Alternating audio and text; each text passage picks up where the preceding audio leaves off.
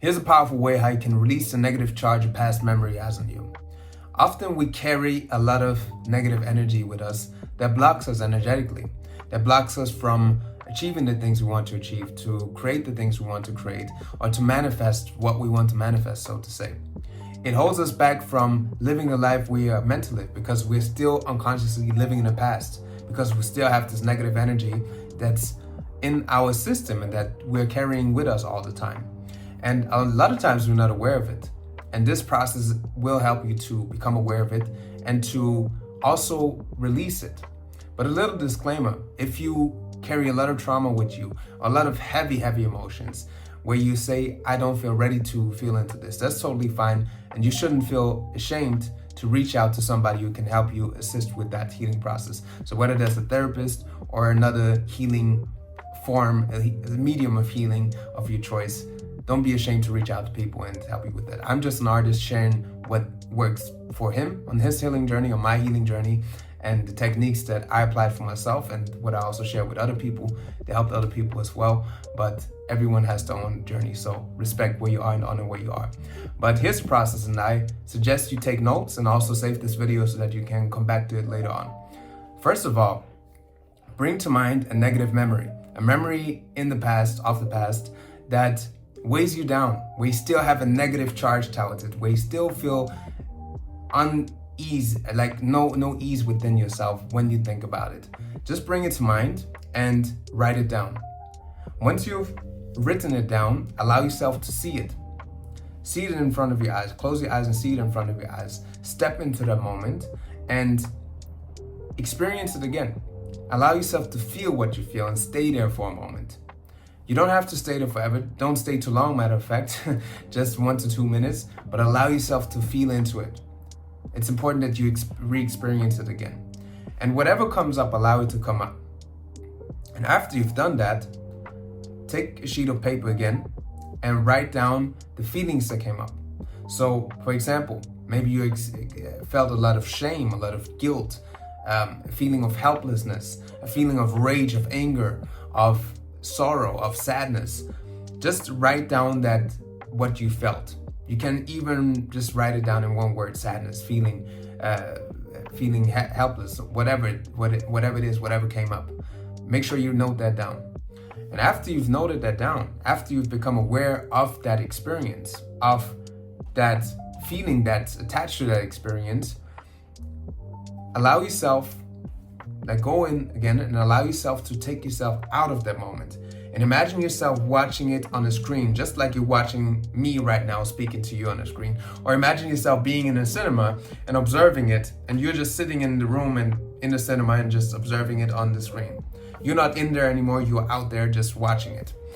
And what I want you to do now, after you've become aware of it, and after you felt it, and now you're in the cinema watching it, affirm this sentence: I bless this experience, and I bless the goodness of God within this experience.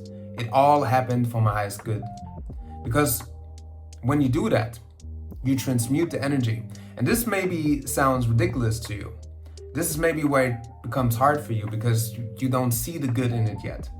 But when you realize that everything happened for your highest good, and that everything in this universe is unfolding perfectly, and you are part of that perfect unfoldment of your life, and your life is part of that perfect unfoldment, then you realize that everything in your life had to happen, otherwise it wouldn't have happened in this perfect universe. Doesn't mean that you want to experience it again, and that you want to recreate it, but that's exactly why we're doing this. So affirm, I bless this experience, and I bless the goodness of God within this experience. I realize that everything happened for my highest good. It all happened for my highest good. Affirm this 5 to 10 times and allow yourself to bless this energy. And when you do that, usually you start to already feel a release. You already start to notice that you let go of that negative charge this experience has on you. And after you've done that, also what's important to realize before I tell you the next step, because a lot of times when you see someone succeed, for example, and you have a feeling of jealousy, when you condemn that person, you are holding yourself back from from experiencing that for yourself. But when you bless this person's success, when you see something that you'd like to have and you bless this person's success, then you fuel that energy, because whatever you bless, you fuel in a positive way. Whatever you condemn, you fuel in a negative way. So even if there's somebody out there that you don't like, or they do something that you don't like, something negative, stay neutral. You don't necessarily have to bless it. You don't have to bless world pollution and wars and all of that, but you don't have to condemn the people who do that. Because when you condemn them, you're just feeding into that frequency that they're on. You can allow yourself to be inspired to create the opposite, which is way more powerful. To say, okay, I see this, I don't like this, but I'm not complaining about it, I'm not condemning it. I'm coming back to my center and I set my own intentions. I create my own vision. I create a positive vision to create something positive on this planet. And I bless this vision.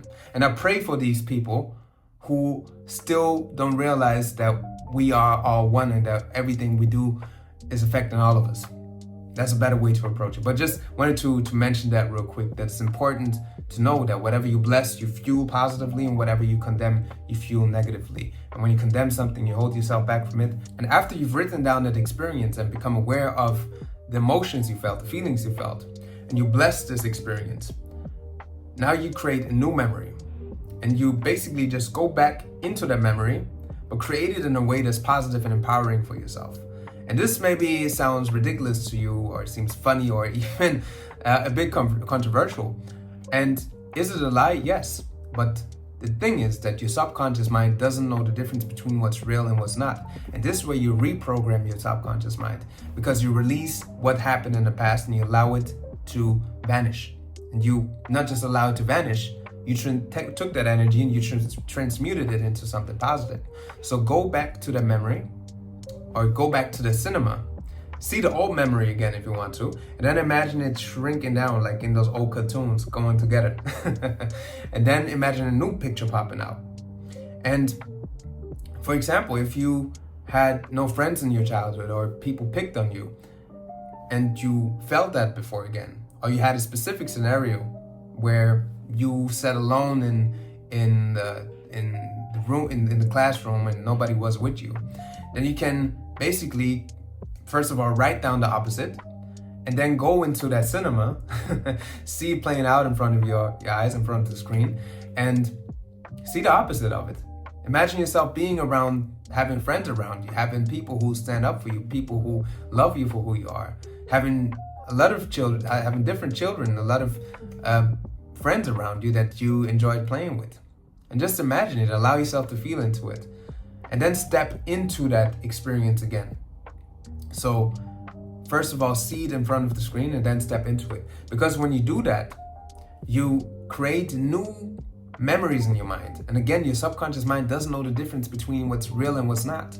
It doesn't know the difference between past, future, and now. It only knows now. So it sees everything as now. So if you create that experience in the past, you can also allow yourself to experience that in the future if you still don't have a lot of friends, or still don't have people in your life that love you, or if you perceive it to be that way. And is it a lie? Yes. Again, it's a lie. But your subconscious mind doesn't know the difference. And this is how you reprogram your subconscious mind, and this is how you release a negative charge a past experience had on you. And if all of this is too much for you, if even by now you say like, I can't do that, like it's too heavy, at least ask yourself this: what was good about it? Or what could have been good about it? Because if you say could, you open up possibilities for something different. For example, that job where they fired you, it could have opened up a experience, an opportunity for you to start pursuing the business that you always wanted to pursue, or the path that you always wanted to pursue, or to have more time to do what you love, what you wanted anyways before that. That relationship or that partner that rejected you could have created the possibility for you to attract the love of your life, a man or woman who appreciates you for who you are.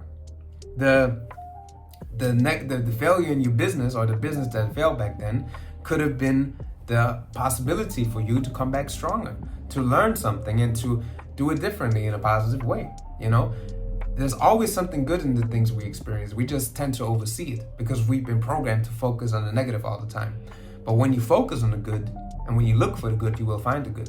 And you will also find it in your experience. And again, if you realize that we are part of a perfect universe and that everything in this universe unfolds perfectly, and you are part of that perfect unfoldment, and your life is part of that perfect unfoldment, then you also start to see that everything happened for your highest good and that everything had to happen, otherwise it wouldn't have happened. So do this process as many times as possible. And if you don't do that process, ask yourself what could have been good about this, or what was good about this. And ask yourself this question as often as possible, especially if you're in a state of condemning, if you're in a state of self-pity, or just doom and gloom where everything goes wrong, where the world seems to go against you. Ask yourself this question over and over again. What is good about this? Or what could be good about this? Because it opens up possibilities. And when you do this, especially this entire process we talked about in this video, you change your perception. And when you change your perception, how you perceive the things that happen in your life, and that happened in your life, you change your life. Because we only experience what we feel or what we think that we experience. And how we see life is how we experience life. So when you change the way you think about your life and change the way you see about your life, you start to change your life.